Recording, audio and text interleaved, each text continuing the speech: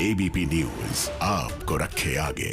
बात यूपी की, जहां लव जिहाद कानून का विरोध तेज होता जा रहा है। इस कानून के खिलाफ 104 रिटायर्ड आईएएस अधिकारियों ने सीएम योगी आदित्यनाथ को चिट्ठी लिखी है। रिटायर्ड अधिकारियों ने लव जिहाद कानून को गंगा जमुनी तहजीब के लिए खतरा बताते हुए इसे वापस लेने की मांग की है।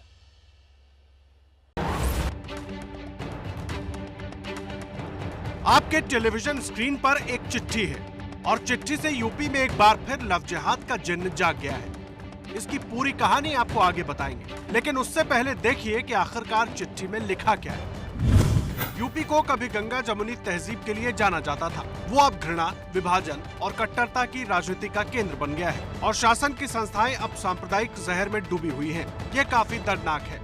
चिट्ठी उत्तर प्रदेश के मुख्यमंत्री योगी आदित्यनाथ को लिखी गई है और इस चिट्ठी को लिखने वाले हैं 104 रिटायर्ड ब्यूरोक्रेट्स। लव जिहाद कानून का विरोध करने वाले इन अधिकारियों ने इस चिट्ठी में अपने नाम का भी जिक्र किया है। इसमें प्रमुख तौर पर पूर्व राष्ट्रीय सुरक्षा सलाहकार शिवशंकर मेनन, पूर्व विदेश सचिव निरुपमा राव, प्रधानमंत्री के पूर्व सलाहकार टीके नायर, के सुजाता राव और एएस दौलत शामिल हैं।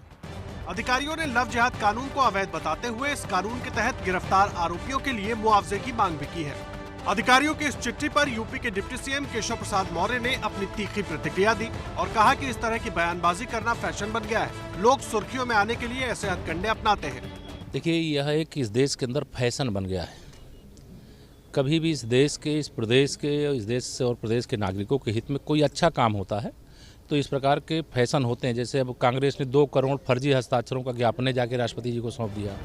केशव प्रसाद मौर्य इतने पर ही नहीं रुके, बल्कि इस चिट्ठी पर टुकड़े टुकड़े गैंग और अवार्ड वापसी गैंग को भी निशाने पर लिया। साथ ही ये भी कहा कि रिटायर्ड नौकरशाह सरकार को बदनाम करने के लिए ऐसी चिट्ठी लिख रहे हैं। पिछले समय अवार्ड वापसी गैंग जो था, टुकड़े टुकड़े गैंग था, अवार्ड वापसी वाले जितने भी हैं, आप मैं चाहूँगा कि एबीपी के माध्यम से पता कराएं, जिन्होंने बयान दिया था कोई अवार्ड वापस नहीं किया था। ठीक है, केवल बयान दे दिए जिससे सरकार बदनाम हो कि हाँ इस देश में ये हो रहा है। तो इस तरह के जो लोग हैं उनसे मैं कहूँगा कि उनकी सेवा अगर समाप्त हो गई है तो सेवा समाप्त होने के बाद सलाह न दें। जो वर्तमान में हो सलाह देने के लिए सक्षम है। जब वो लोग वहाँ नौकरी कर रहे थे तब तो कानून का राज नहीं था जो वहाँ यूपी में बड़ी मुश्किल से तो योगी जी कानून का राज स्थापित किया है। तो अप्रिशिएशन लेटर लिखना चाहिए कि आलोचनात्मक लेटर लिखना चाहिए। कई लोगों को आदत हो जाती है चिट्ठी पत्री लिखने की। ये प्रेम पत्र घर में रखिए। योगी जी ने बहुत अच्छे से वहाँ काम किया है और कर रहे हैं। इसी बीच एआईएमआईएम चीफ असदुद्दीन ओवैसी ने एक बार फिर लव जिहाद के बहाने योगी सरकार पर हमला बोला।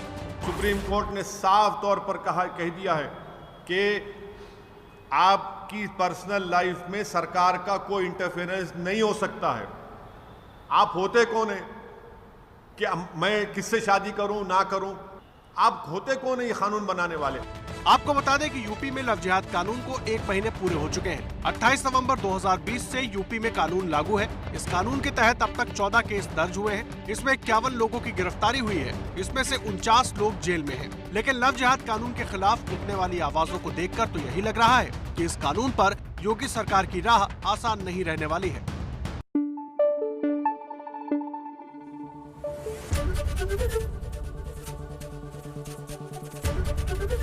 एबीपी न्यूज आपको रखे आगे।